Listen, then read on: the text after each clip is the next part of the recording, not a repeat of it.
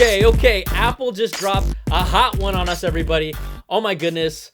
Brian Tong here, and welcome to the Apple Bits, for everything good and bad inside the world of Apple. And this is all good. It's all good. Like, can you tell that I'm hyped? Because Apple just announced the new 2020 iPad Pro, and the thing floats. Like, this thing floats.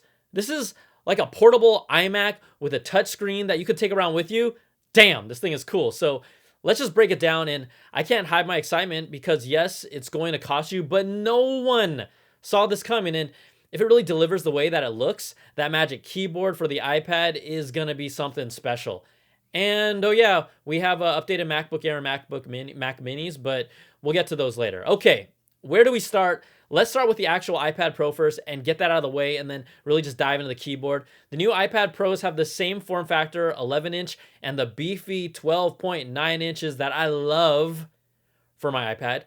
It still has the same IPS LCD screen tech, so there's no mini LED screen here. It brings the 120Hz buttery smooth refresh rate that's been here for years and a True Tone display. The screen still looks great like the last one, but it won't support HDR content. That existed on the bigger bezel 2017 iPad Pro, so I missed that. I was hoping we'd see that. And just like the rumors told us, right, the iPad Pro is getting an all-new camera system, but this time it's not a triple lens, it's going to be a dual lens. So you're getting a 12 megapixel wide and 10 megapixel ultra wide. There's no telephoto lens, so the rumor mills got ahead of themselves. But a new LiDAR scanner, which stands for Light Detection and Ranging. It's that time of flight sensor that can map out an area with accuracy of up to 5 meters away. And this is going to really open up new augmented reality possibilities. But we won't really see its full potential, I don't think, until iOS 14 and then until developers get real apps for it. So I'm not sure how useful it'll be right out of the gates. We're just going to have to wait and see. Now, you'll also have the same true depth camera on the front for Face ID, but we are also getting a new processor with the A12Z. Apple's touting on their website that it's faster than most PC laptops, but the A12X Bionic on the last iPad Pro, it already was. I mean, it also had 8 cores, and a lot of the power was just never untapped. And my hunch is that the speed improvement is there, but is it significantly different? We're going to have to wait and see on that as well. Now, the new iPad Pro also has 802.11ax or Wi-Fi 6, so only the iPhone 11 and 11 Pro have that in Apple's product line right now. Rumors also said that we see 5G, but there's no 5G here, and it's compatible with the second generation Apple Pencil, so that's pretty much status quo. But let's just get to the star of the announcement, all right? The all-new Magic Keyboard, and look at that thing. Like, look, that thing is amazing, and it has a trackpad, and Apple is not playing around here with this floating cantilever design that allows you to attach a freaking iPad Pro magnetically and then adjust the viewing angle. Like, are you kidding me? Come on. Like, this makes the iPad Pro a portable iMac, a freaking portable iMac with a touch screen. Now, the Magic Keyboard is using Apple's scissor switch keyboard with backlit keys. That's amazing. And you know, I have been ripping on Apple's dead-ass rubber keyboard cases for years. They finally listened because I think they watched this show specifically. Maybe not. But it also charges over USB-C. And then think about this. The biggest thing is that this is compatible with the 11-inch iPad Pro and the 12.9-inch iPad Pros from late 2018. So it's transforming them into completely new devices that still do everything you're already used to and then some. So that's just awesome. I haven't been this excited for a keyboard case since ever. And yes, the hardware is exciting, but it does come down to the software. So what's iPadOS going to be like, and how will it work with this new trackpad on the Magic Keyboard? Well, iOS 13.4 and iPadOS 13.4, they're going to be released on March 24th, and they're going to bring trackpad support to the iPad for the very first time. So every iPad running iPadOS 13.4 will be able to take advantage of this, and Apple's just released 13.4 for developers. You can also now connect a current Apple Magic Trackpad or Magic Mouse over Bluetooth to something like an iPad Air or an iPad Mini to get this new cursor support. So you can see how we won't have a mouse cursor, but it's a semi-transparent circle that represents where the cursor is on screen. And when you stop moving it, it'll disappear. When you roll over different things, it'll change contextually. You'll also be able to perform the multi-touch gestures that you're used to with the trackpad. So for scrolling and dragging and new gestures to switch between apps or to access the app switcher. Hey, my good friend, old buddy of mine, iWorks. I know we've known each other like well for a long time. I haven't talked to you for years, but iWorks will be able to take full advantage of the trackpad as well. And now that I think about it, like I could actually see myself using this setup with Keynote on the road in my workflow. So yes, I will use iWorks again.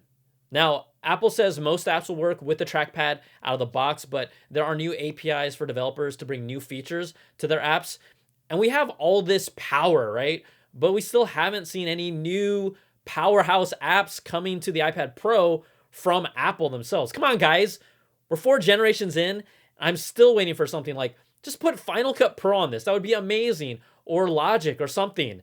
Again, this is the fifth year I've been asking for this. It's a long time. But like I said before, I have never been this excited for a keyboard case. And I don't use this word lightly, but this is an absolute game changer for the iPad Pro. And you know what? That's a rad apple. Yeah! So cool. And it is making me fall even more in love with my current iPad Pro.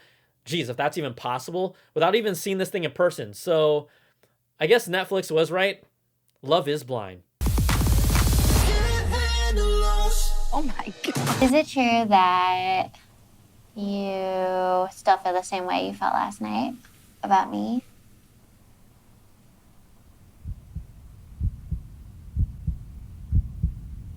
I don't know. Hey, Apple, you finally got me. That thing is magic, baby! Okay, I should calm down, but the Magic Keyboard with trackpad will be available in May, and it costs $299 for the 11-inch and $349 for the 12.9-inch. Is that a lot of money? Sure, but if it does all of that and delivers, that's absolutely worth it for me, because the iPad Pro, it floats on it. It floats using this wizardry called magnets. Plus, if you own a previous iPad Pro, it's like getting a whole new device with new functionality for just $349. Now, the 2020 iPad Pro 11-inch, that starts at $799, and the 12.9-inch starts at $999 for the 128 gig versions. If you want to add $150, that'll be if you want Wi-Fi and cellular, but I personally just use my iPhone as a hotspot. So let's just have some fun here. And if you wanted a maxed out 12.9-inch iPad Pro with 1 terabyte of storage and Wi-Fi and cellular, that's going to cost $1,649. You want to throw in Apple Care Plus for $129 because you better for something this expensive, and then we'll add the Magic Keyboard later for $349. And you're talking over $2,300 after tax in California. And of course, right, that's only if you want that just super highest end possible. But for me, like, I have the previous iPad Pro like this guy. I love this so much. Like, this has been my baby, my ride or die, and this is from 2018. So with the new iPad Pro, like, this screen is going to be the same, basically, so I'm not feeling like I'm losing anything there. The processor, it's not going to be that much different. And then you got this new camera lens and AR capability. Isn't something that I use right now, so maybe that'll change, but not right now. And then Wi-Fi 6, that's new, but I don't have a Wi-Fi 6 router to take advantage of it yet. So obviously I'm getting one for review. I always do.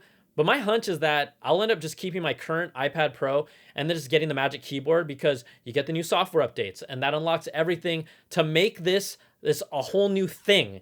And I'm loving everything they're doing with the iPad Pro, but guess what? That's not all they announced. Really? No, they didn't. Like, the MacBook Air here might be the sleeper hit from today's announcements that really ends up making the biggest difference for Apple's bottom line. So with a lower starting price at $999, the new MacBook Air has Intel's latest 10th gen core processors with twice the performance as the previous generation if you choose the faster 1.2 gigahertz Core i7 option. You get Intel Iris Plus graphics. That gives it 80% faster graphics performance. And then it brings the updated scissor switch keyboard. You know, I love that. And it keeps the Retina display, the True Tone, the Touch ID, all the features from before. But that $999 starting price for the base model with 256 gigs of storage, if you look at last year's 2019 model, that was $1,099 for just 128 gigs of storage. So that's a $200 difference.